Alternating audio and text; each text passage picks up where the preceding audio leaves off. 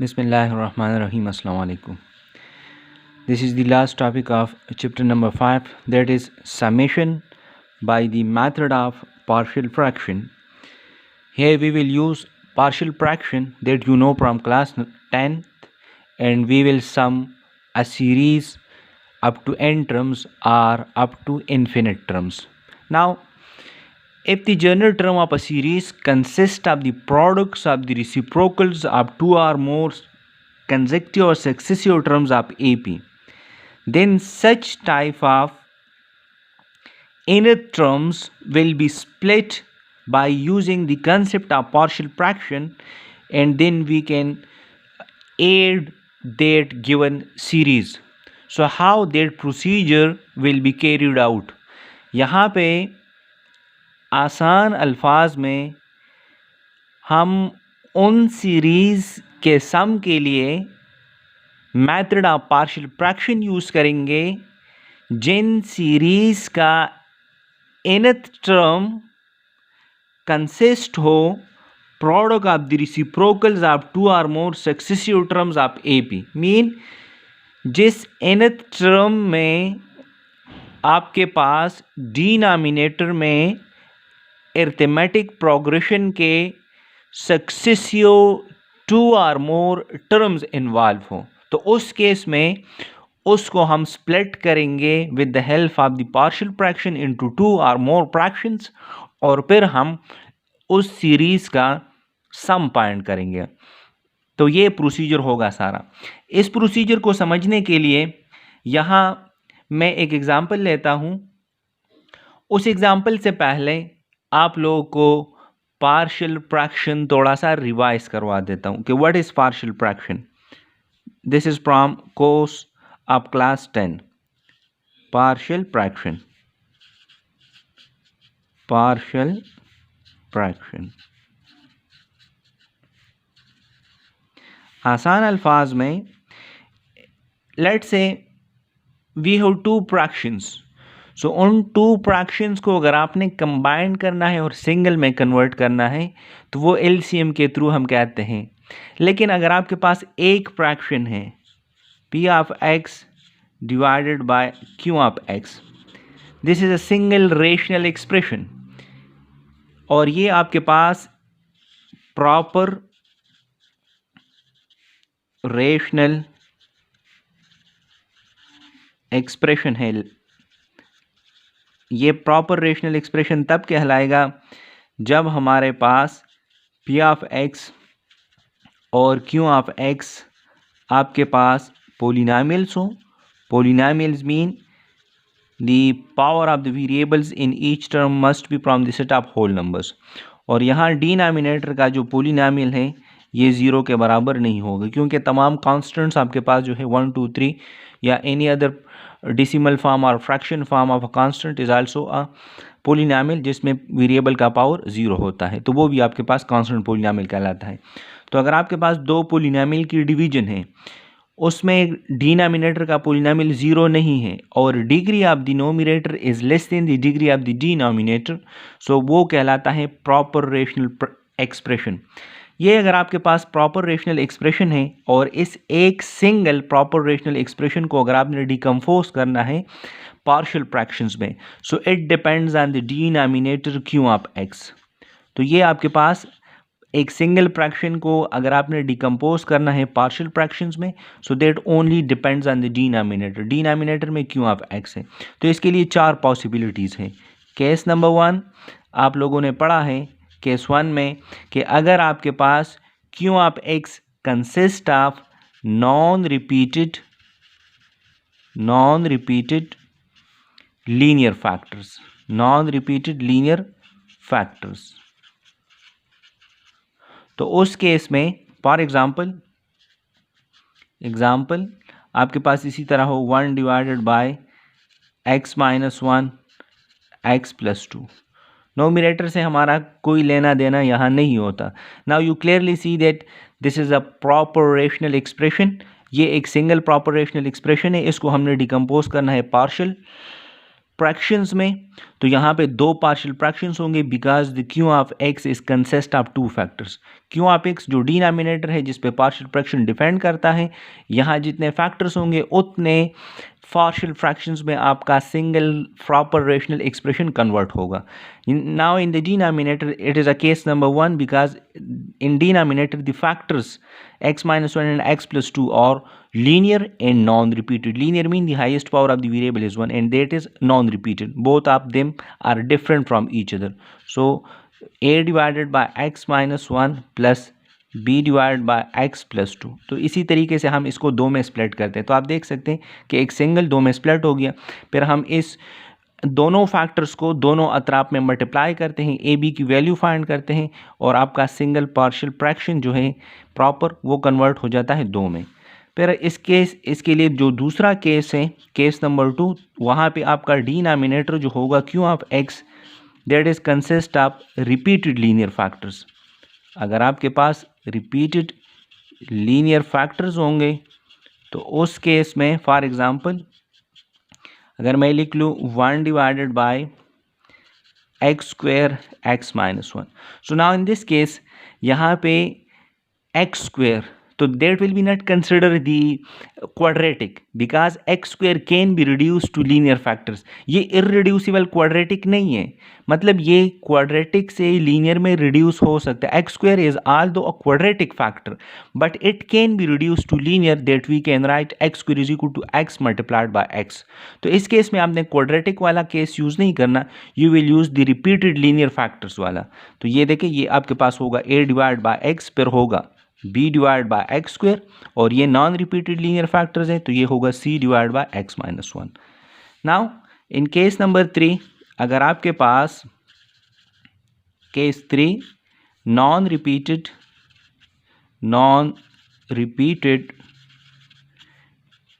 irreducible, remember this point, irreducible quadratic factor,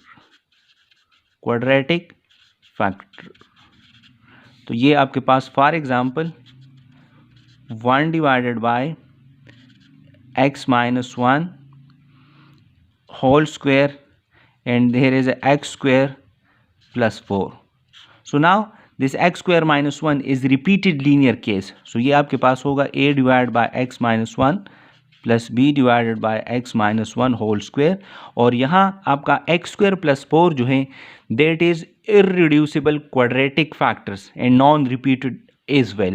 तो ये आपके पास लीनियर में रिड्यूस नहीं हो सकता। अगर यहाँ एक्स स्क्वेयर माइनस 1 आता तो वो एक्स प्लस 1 और एक्स माइनस 1 में आपने कन्वर्ट करना हो, तो ये आपके पास होगा C x plus D divided by x square plus 4. तो यहाँ हम ये जो दो फैक्टर्स हैं असल में ये आपके पास डिनोमिनेटर में x square minus 1 whole square और एक्स स्क्वेयर प्लस 4x दोनों तरफ में मल्टीप्लाई करके we will find the value of A B C and D, वो फुट करके ये आपका single proper rational expression convert हो जाता है पार्शियल फ्रैक्शंस में. और केस नंबर 4 आपके पास है जहाँ पे क्यू ऑफ एक्स कंसिस्ट होता है repeated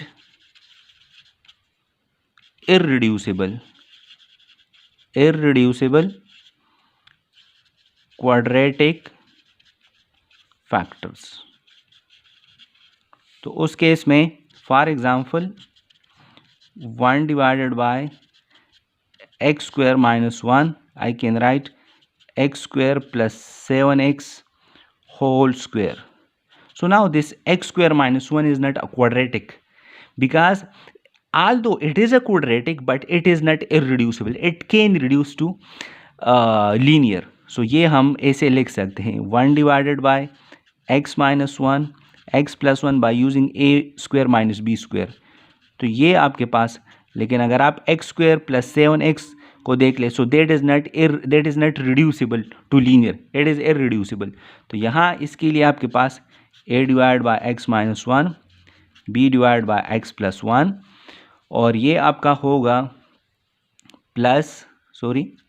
C x plus D divided by x square plus 7x और ये होगा this is E x plus F divide by x square plus 7x whole square, और यहाँ हम ए बी सी डी ई और F की वैल्यूज़ फाइंड करते हैं.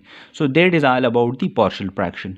तो ये पार्शियल फ्रैक्शन हम यूज़ करेंगे यहाँ पे सीरीज़ का सम फाइंड करने के लिए. लेकिन यहाँ पे हमें ऐसे सीरीज़ गिवन होंगी जिनका nth टर्म असल में प्रोडक्ट होगा reciprocal of two or more consecutive और सक्सेसिव टर्म्स ऑफ AP.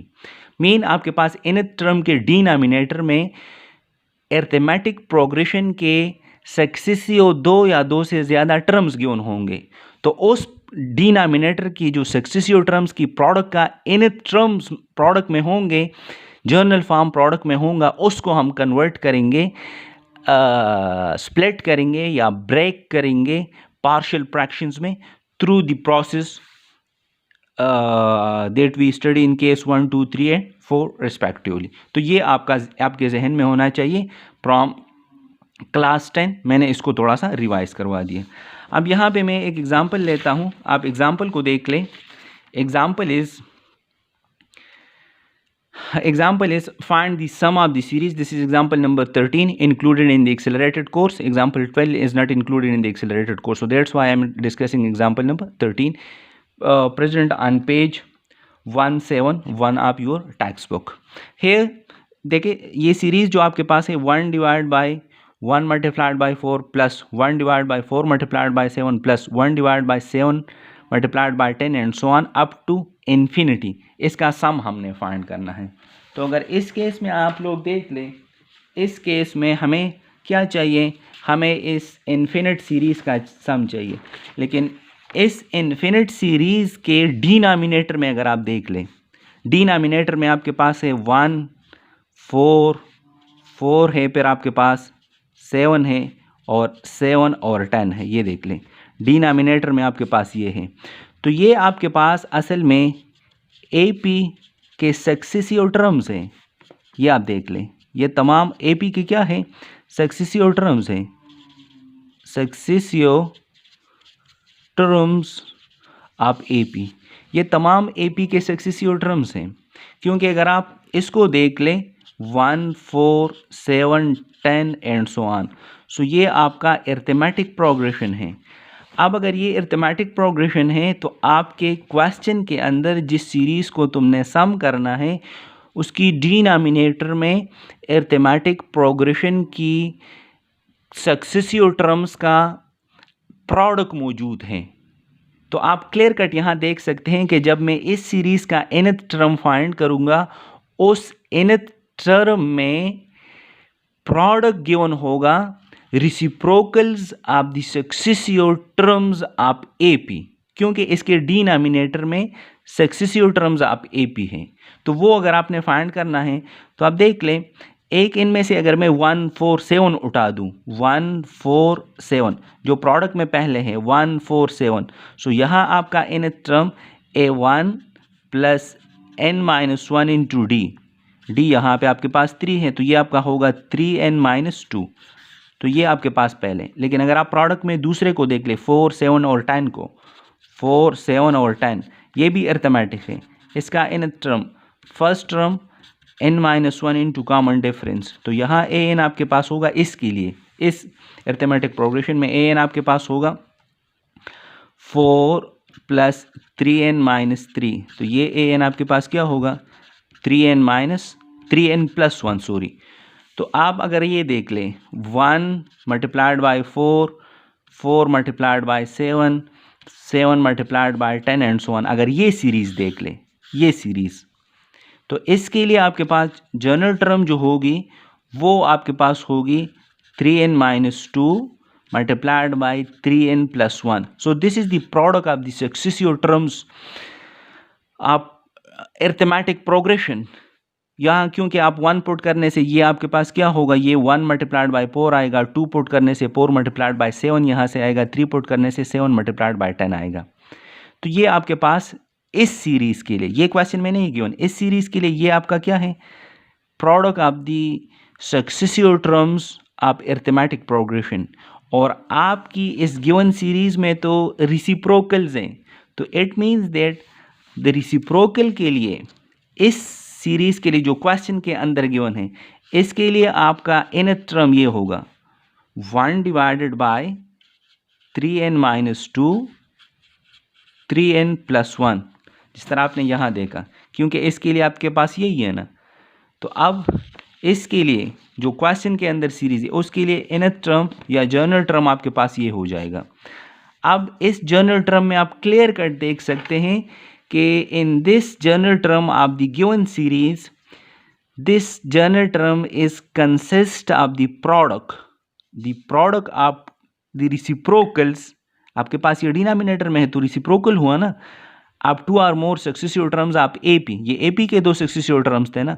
तो इस किस्म की सीरीज की सम को फाइंड करने के लिए we use the concept of partial fraction. अब आपकी डिनोमिनेटर ये आपका वो क्यों है, क्यों आप एक्स, तो यहाँ क्यों आप एन होगा, because here these two factors are dependent on n, so it is consist of 2 linear factors, so you will use case number 1, both are non repeated linear factors, so उसकी मदद से ये दो में स्प्लिट हो जाएगा। वहाँ हम a और b की वैल्यू फाइंड कर लेंगे और फिर हम इस केस में समीशन अप्लाई कर देंगे, क्योंकि अप टू इन्फिनिट टर्म्स, ये देखिए दिस इज जर्नल टर्म, तो t की जगह पे n की जगह पे k कर लें और फिर आप summation k runs from 1 up to infinity, क्योंकि सम हमने फाइंड करना है इन्फिनिटी तक, तो ये आपके पास सम हो जाएगा।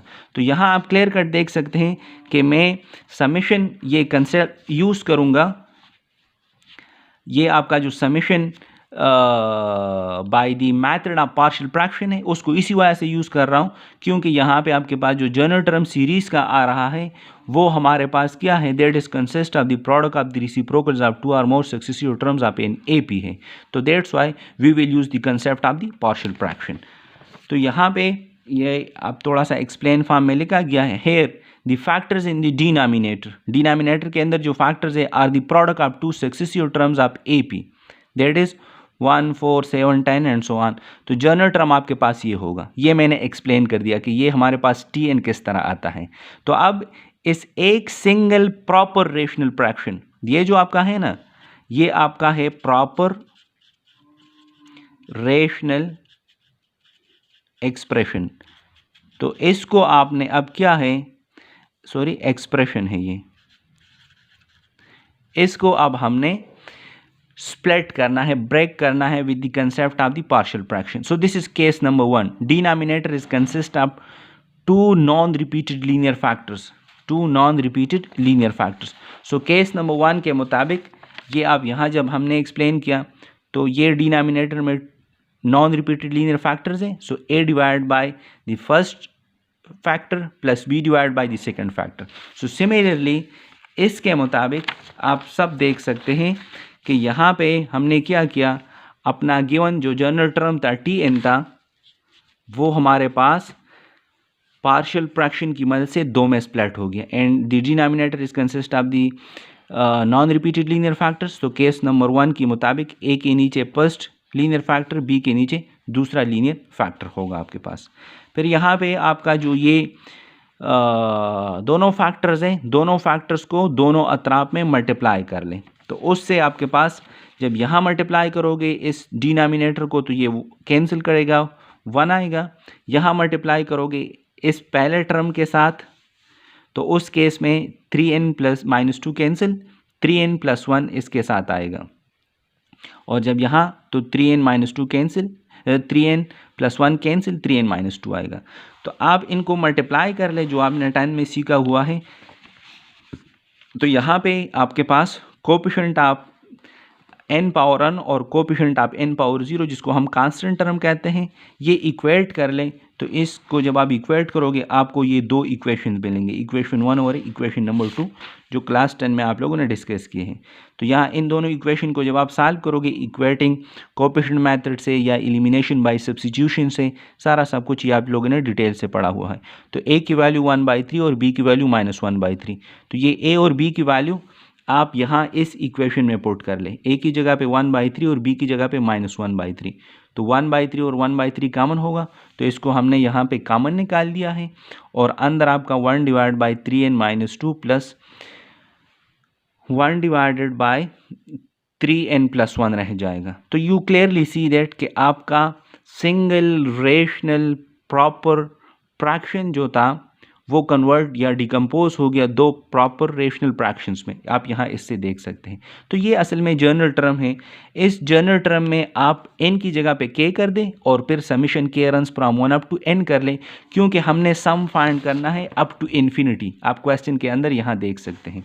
तो यहाँ हम क्या करेंगे, just we can do by applying the summation. So thus the general term of the series, this series is tk 1 divided by 3 1 divided by 3k minus 2 minus 1 divided by 3k plus 1। वहाँ जो n की जगह पे just मैंने t put किया। Summation apply कर ले k runs from 1 up to infinity, क्योंकि आपने सम करना है अप टू इन्फिनिटी। यहाँ आप देख सकते हैं। तो यहाँ पे समेशन होगी अप टू इन्फिनिटी। तो ये इस तरफ भी अप्लाई हो गया, इस तरफ भी अप्लाई हो गया। तो ये असल में क्या है, ये जो साइड आप देख रहे हैं ये वाला, अगर ये आपके पास t1 plus t2 plus t3 plus, so ये t1 plus t2 plus t3, ये third term second first and so on. तो ये असल में आपके पास ये है और इसका सम मुझे चाहिए। तो ये 1 डिवाइड बाई 3, अब यहाँ पे k की जगह पे 1 पुट कर ले। तो यहाँ पे 1 divide by 3 minus 2 minus 1 divide by 3 plus 1, इस दोनों का एलसीएम लेके आपको यहाँ देखिए 1 divide by 3 k minus 2, k की जगह 1, तो यहाँ से 1 आएगा। यहाँ से जब 1 पुट होगा तो 1/4। फिर आप 2 पुट कर ले तो आपको ये मिलेगा, फिर आप 3 पुट कर ले तो आपको ये मिलेगा एंड सो ऑन। तो देखिए this is -1/4, this is +1/4, cancel. -1/7 यहाँ +1/7, ये कैंसिल। -1/10। तो अगला जो टर्म जब आप k की जगह पे 4 पुट कर ले तो यहाँ पे आपके पास +1/10 होगा, वो उसके साथ कैंसिल होगा एंड सो ऑन, सारे कैंसिल हो जाएंगे। सो 1/3 मल्टीप्लाइड बाई 1 यहाँ पे सिर्फ रह जाएगा। तो ये जो समेशन थी आपका रिक्वायर्ड अप टू इन्फिनिटी, ये 1 divide by 3 multiplied by 1 mean 1/3 के बराबर है। तो जो गिवन सीरीज था जिनकी डिनोमिनेटर में जो फैक्टर्स थे वो असल में अरिथमेटिक प्रोग्रेशन के सक्सेसिव टर्म्स का प्रोडक्ट है, दो सक्सेसिव टर्म्स के प्रोडक्ट हैं। तो वो सम आपके पास उस सीरीज़ का बराबर है 1/3 के। तो हमने ये सम किस की मदद से फाइंड किया, पार्शियल फ्रैक्शन की मदद से। लेकिन पार्शियल फ्रैक्शन कब यूज़ होगा, पार्शियल फ्रैक्शन आपके पास तब यूज़ होगा जब आपके डिनोमिनेटर में अरिथमेटिक प्रोग्रेशन की सक्सेसिव टर्म्स का प्रोडक्ट हो, क्योंकि यहाँ पे क्लियर कट लिखा गया है कि आपने summation by method of partial fraction तब यूज़ करना है जब हमारे पास nth term of a series consist of the product of the reciprocals of 2 or more successive terms of in AP, then the terms can be split into partial fraction. जिस तरह आप यहाँ देख लें, ये जो आपके पास था nth टर्म, ये हमारे पास स्प्लिट हो गया 2 में पार्शियल फ्रैक्शन की मदद से। और फिर हमने क्या फाइंड किया, and the series can be sum, और फिर हमने अपनी सीरीज का सम फाइंड कर दिया। So that is all about the exercise example number 13। Now example number 13 के बाद आपका क्वेश्चन नंबर 1 में पार्ट 2 और part number 4, those are the assignment because those questions are as it is this example. So exercise 5.4 question 1 के अंदर part number 2 1 divide by 1.3 1 divide by 3.5 1 divide by 5.7 and so on up to n terms. इसका sum तुम्हें up to n terms चाहिए। और part number 4, part 2 and part 4 is only included in the accelerated course. 1 divide by 4 multiplied by 13, 1 divide by 13 multiplied by 22 and 1 divide by 22 multiplied by 31 and up to infinity. इसका sum तुमने infinity तक find करना है, जिस तरह हमने अभी पिछले एग्जाम्पल में किया। तो अगर आप इस पार्ट नंबर 2 को देख लें, 1 3 3 5 5 7, सो ये आपका जो 1 3 5 7 एंड सो ऑन ये है, ये असल में अरिथमेटिक प्रोग्रेशन है। तो अगर ये अरिथमेटिक प्रोग्रेशन है तो ये आपके डिनोमिनेटर में जो फैक्टर्स है वो कंसेक्यूटिव या सक्सेसिव टर्म्स है अरिथमेटिक प्रोग्रेशन के। तो इसकी सम के लिए हम method of partial fraction use करेंगे। तो मेथड ऑफ पार्शियल फ्रैक्शन से पहले आपने इस सीरीज़ का जनरल टर्म फाइंड करना है और फिर उस जनरल टर्म की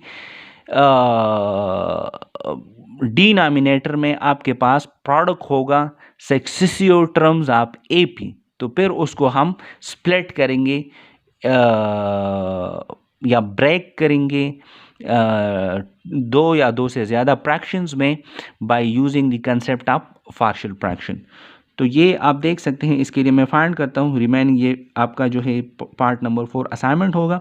उस केस में अगर आप ले लें 1 3 5 प्रोडक्ट के पहले, तो ये अर्थमेटिक है। an आपके पास होता है a1 plus n-1 into D, तो यहाँ an आपका होगा 2n -1।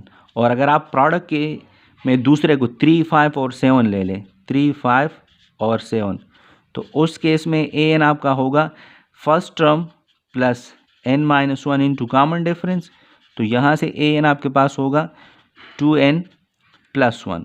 तो यहाँ अगर आपके पास सीरीज इसी तरह होती 1.3 3 multiplied by 5 5 multiplied by 7 and so on, तो इसका जनरल टर्म आपके पास होता 2n-1 मल्टीप्लाइड बाय 2n + 1, क्योंकि इनकी जगह 1 पुट करने से आपको ये मिलेगा, इनकी जगह 2 पुट करने से आपको ये मिलेगा, 3 पुट करने से आपको ये मिलेगा एंड सो ऑन।